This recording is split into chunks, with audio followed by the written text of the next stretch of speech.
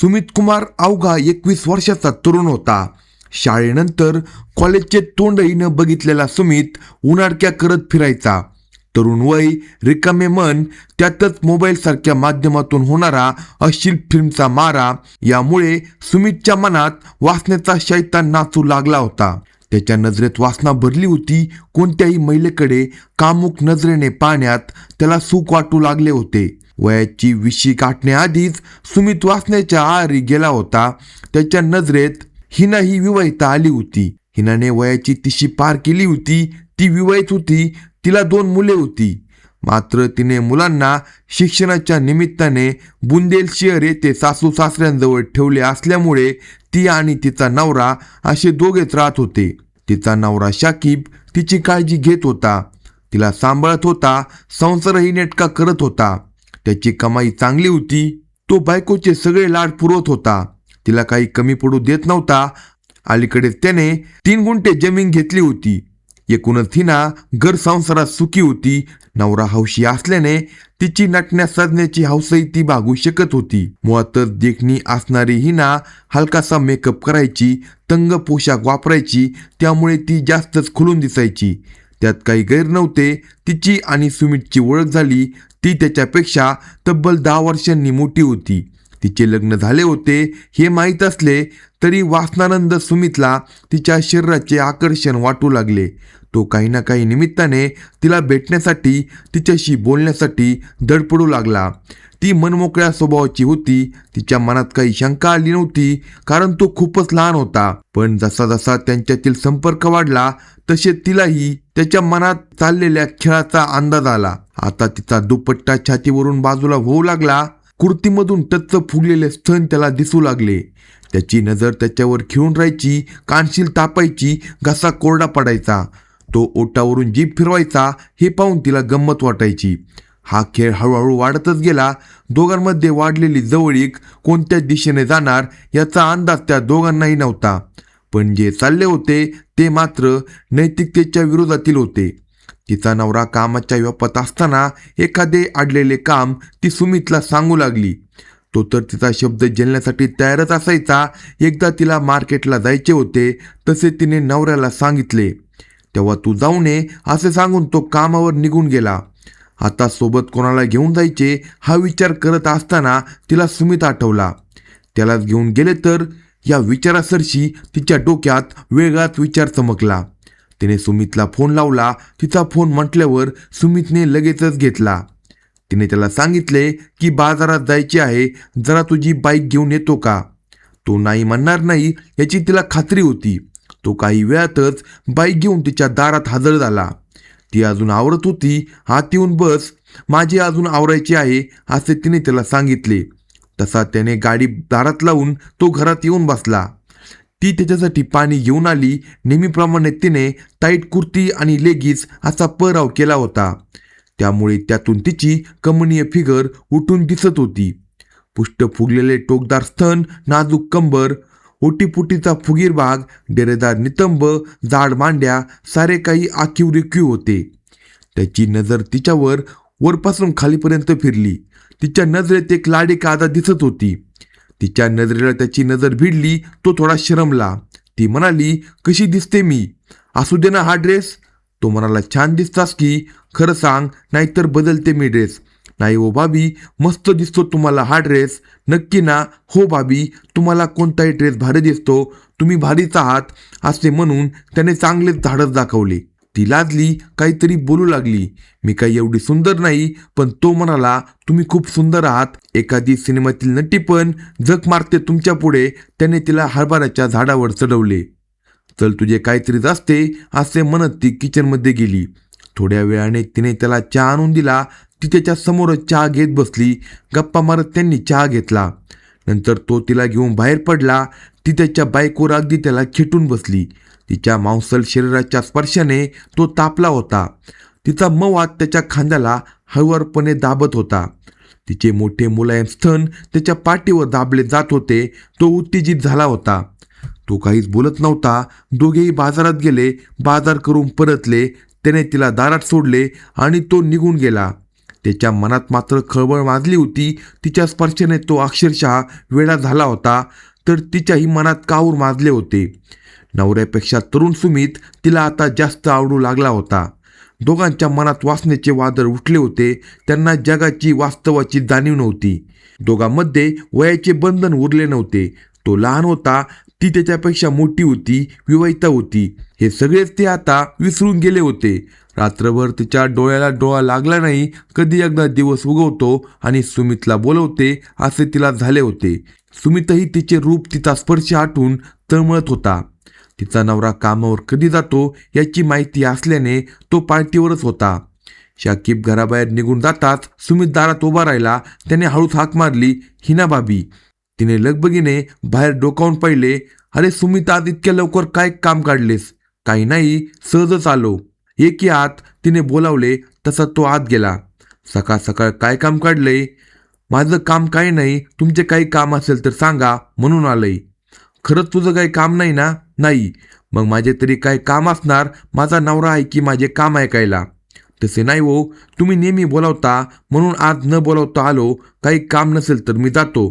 तो उठण्याच्या बेतातच होता तसे तिने त्याला थांबवले. अरे थांब ना, चहा तरी घेऊन जा. त्याला थांबायचेच होते. ती किचनमध्ये गेली. तिने किचनमधून आवाज दिला, सुमित, माझं एक काम करशील का? तो हो म्हणत किचनच्या दरवाज्यात गेला. आत ये की तिने आत बोलावले तसा तो आत गेला. पण आता त्याचा संयम सुटला होता. तो तसाच पुढे सरकला. त्याने तिला पाठीमागून मिठी मारली. तशी ती घाबरली. काय करतो सुमित? भाभी, आय लव्ह यू, मला तुम्ही खूप आवडता असे म्हणत त्याने तिला मिठी आवडली. अरे तुला कळतंय का तू काय बोलतोय ते? ती लटक्या रागाने म्हणाली. मी आवडत नाही का तुम्हाला? त्याचे हात तिच्या पाठीवरून फिरत होते. त्यामुळे तीही उत्तेजित झाली होती. त्याच्या प्रश्नाचे उत्तर देण्यापेक्षा त्याला मिठीत घेणे तिला जास्त सोयीचे वाटले. त्याच्या केसातून हात फिरवत तिने विचारले, खूप आवडतोस, पण आपले जमणार कसे? तिने विचारले. तू फक्त तयार हो, बघ मी सगळे कसे जमवतो असे म्हणत त्याने तिच्या गुलाबी ओठांवर ओठ टेकले. तिनेही प्रतिसाद देत त्याच्या ओठांना चोकायला सुरुवात केली. दीर्घ चुंबन घेत एकमेकांना कुरवळत त्यांनी सगळी नीतिमत्ता सोडली. लोकलाज फाडून टाकली. तो पिसटल्यासारखा तिच्यावर तुटून पडला. तिला जोरजोरात आवडू लागला. तिच्या गालावरून, कानाच्या पाठीमागून, मानेवरून, खांद्यावरून त्याचे ओठ फिरू लागले. दुसरीकडे त्याचे हात तिच्या नितंबाचे मर्दन करत होते. पाहता पाहता दोघेही कामात चोर झाले. त्याला काम करण्याचा अनुभव नव्हता. तो हावरटसारखा तिच्याशी आवेगाने चाळे करत होता. ती अनुभवी होती. शरीर सुखाचा आनंद तिने भरपूर घेतला होता. पण त्या नवतरुण तरुणाचा भुकेलापणा तिला आवडला. तिने सर्वांचा विश्वासघात करत त्याला बेडरूममध्ये नेले. तिचे कशाचेही बंधन उरले नाही. कपड्यांचा आडसरही उरला नाही. तिचे गोरेपान मुलायम मादक शरीर आता पूर्ण विवास्त्र अवस्थेत बेडवर होते. त्याचा तर्णाबाण पिळदार देह तिच्यावर हेपापला. दोन शरीर एकमेकांना रडू लागले. दोन वेगवेगळे स्पर्श परस्परांना उत्तेजित करू लागले. पाहता पाहता शरीर सुखाचा मुख्य खेळ रंगला. या खेळात दोघांनीही समगमून भाग घेतला. मनसोक्त शरीर सुखाचा आनंद ते एकमेकांना देत होते आणि घेत होते. तो या खेळात नवा होता, तर ती या खेळात तरबेज होती. तिला त्याचा भुकेलापणा आवडला. त्याच्या आवेगाला ती अडवत नव्हती. तो तिच्यावर तुटून पडला होता. तिला रासवटासारखा ओरबाडत भोगत होता. तीही त्याला प्रोत्साहन देत सुखाचा अनुभव घेत होती. कामरसाचा वर्षाव करून दोघेही शांत झाले. दोघे आनंदित होते. त्यांना कशाचीच लाज उरली नव्हती. त्या दोघांमध्ये आता रोज शरीर संबंध सुरू झाले. त्या दोघांतील वय आणि एकूण परिस्थिती पाहता त्यांच्याबद्दल कोणालाही शंका येत नव्हती. पण बायकोच्या वागण्यात झालेला बदल शाकीबच्या लक्षात आला होता. त्यामुळे तो जरा जास्तच वेळ घरात थांबू लागला आणि तिच्यासोबत राहू लागला. तिला बाहेर घेऊन जाऊ लागला. त्यामुळे सुमित आणि हिना यांच्यात गाठीभेटी कमी होत होत्या. दोघेही एकमेकांसाठी तडफडत होते. त्यांना विरह सहन होत नव्हता.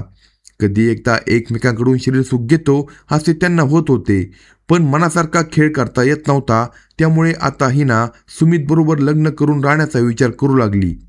तिने तसे त्याला सांगितले. तिची ही मागणी ऐकून मात्र सुमित सावध झाला.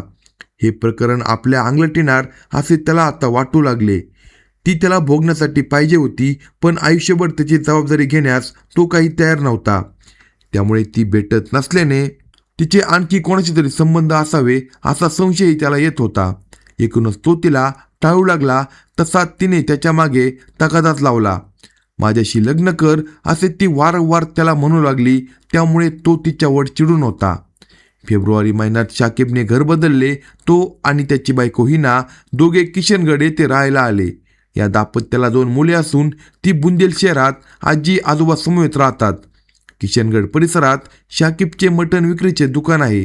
त्याने मुद्दामच दुकानाजवळ घर घेतले. त्यामुळे तो कधीही घरी जाऊ शकत होता आणि हिनावर लक्ष ठेवू शकत होता. हे हिना आणि सुमित यांच्यासाठी अडथळा निर्माण करणारे होते. त्यामुळे हिनाने सुमितला सांगितले की काही कर, पण माझ्याशी लग्न करून मला इथून घेऊन जा. तिच्या या तगाद्याने सुमित वैतागला होता. वेळी त्या गोष्टीचा सोक्षमोक्ष नाही लावला तर ही ब्याद आपल्या गळ्यात पडणार अशी त्याची भावना झाली. त्यामुळे तिला वाटेतून बाजूला करण्यासाठी तो विचार करू लागला. विचार करता करता त्याला एकच पर्याय दिसला, तो म्हणजे हिनाला संपवणे. ती मेली तरच आपली तिच्या तडाख्यातून सुटका होणार असे त्याला वाटत होते. पण तो तसे न सांगता तिच्यासोबत गोड बोलत होता. तुघलकाबाद येथे शाकिबने जागा घेतली. तिथे घराचे बांधकाम सुरू होते. त्या कामासाठी घरात 15 लाख रुपये त्याने आणून ठेवले होते. तसेच दागदागिने देखील होते. हे सगळे गोळा करून पळून जाऊ असे हिना सुमितला सांगत होती. हे ऐकून सुमितला एक प्लॅन सुचला. त्याने त्याच्या 3 मित्रांना कटात सामील करून घेतले. या कटात हिना तर ठार मरेलच, शिवाय पैसे मिळणार होते.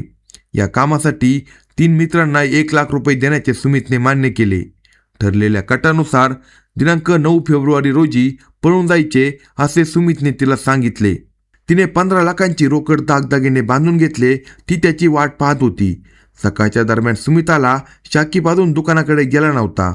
शाकिब आणि सुमित हे आधी एकाच भागात राहत असल्यामुळे शाकिबने त्याला घरात बोलवले. हिनाने शाकिबबरोबर सुमितलाही चहा दिला. चहा घेऊनच शाकिब दुकानाकडे गेला, कारण सुमित लहान असल्याने त्याच्यावर संशय घेण्याचे कारण नव्हते. तो गेल्यानंतर हिनाने सुमितला मिठीत घेतले. सुमितने तिला थोडे बाजूला सारले. त्याच दरम्यान 3 तरुण अचानक घरात शिरले आणि सुमितला मारहाण करू लागले. तिला काहीच कळेना ते कोण आहे आणि सुमितला का मारत आहे हे तिला समजत नव्हते. ती त्याला सोडवण्यासाठी प्रयत्न करू लागली. तशी त्यातील दोघांनी तिला दाबून धरले. सुमित आणि त्याला मारहाण करणारा एक जण असा दोघांनी तिच्यावर हल्ला केला. या हल्ल्यात हिनाला सुमितचा डाव समजला, पण तोपर्यंत वेळ निघून गेली होती. दगाबाज सुमितने हिनाचा घात केला.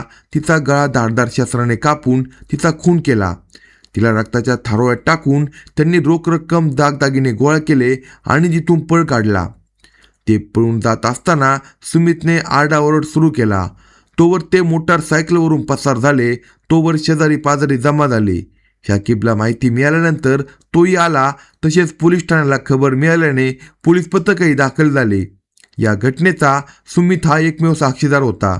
त्याने असे सांगितले की तो आणि हिनाबाबी गप्पा मारत असताना 3 गुंड आले. त्यांनी मला मारहाण करून हातपाय बांधले. त्यानंतर हिनाबाबीचा गळा चिरला. घरातील पैसे दागिने घेतले. जाताना माझे हातपाय सोडून ते पळून गेले. एकूणच दरोडेखोरांनी दरोडा टाकला आणि त्यात हिनाचा बळी गेला असे दिसत होते. तसा बनाव सुमितने तयार केला होता. पण तू इथे काय करत होता? दरोडेखोरांनी तुझे हातपाय का सोडले? हिनाचा खून केला तर तुला जिवंत कसे सोडले? या प्रश्नांची उत्तरे देताना तो गांगरला. त्याला फार वेळ गुन्हा लपवता आला नाही. त्याने गुन्ह्याची कबुली दिली. हिनाशी माझे अनैतिक संबंध होते. तसेच तिचे अन्य काही परपुरुषांसोबत संबंध होते. पण ती मला लग्न करण्याचा तगादा लावत होती, म्हणून मी साथीदारांच्या मदतीने तिचा खून केला असे त्याने सांगितले आणि साथीदारांची माहिती पोलिसांना दिली. हिना वय 32 हिचा खून केल्याप्रकरणी सुमित कुमार वय 19 याच्यासह अरुण कुमार, अमित कुमार, रवी कुमार अशा 4 किशनगड पोलीस ठाण्यात गुन्हा दाखल करून त्यांना अटक करण्यात आली आहे. अशाच नवनवीन क्राईम स्टोरी ऐकण्यासाठी कलम 302 या मराठी चॅनेलला सबस्क्राईब करा आणि आपल्या प्रतिक्रिया कमेंट बॉक्समध्ये कळवा.